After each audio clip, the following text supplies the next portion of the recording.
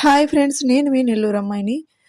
అయితే మా పెంచలకోనలో పెంచల నరసింహ స్వామి ప్రతి పండక్కి స్వామివారిని గుళ్ళో నుంచి బయటికి తీసి మంచిగా అలంకరణిచ్చి ఊరు మొత్తం తిప్పుతారనమాట.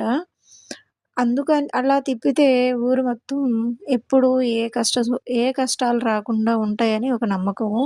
ఊరు మొత్తం అలా తిప్పి స్వామివారిని తీసుకెళ్ళి మళ్ళీ గుళ్ళో పెడతారనమాట.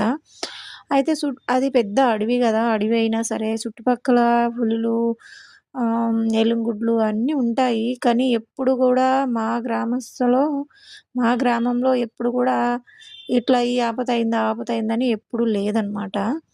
ఎందుకంటే స్వామివారు నైట్ పూట ఊరిని అలా కాపాడతారనమాట.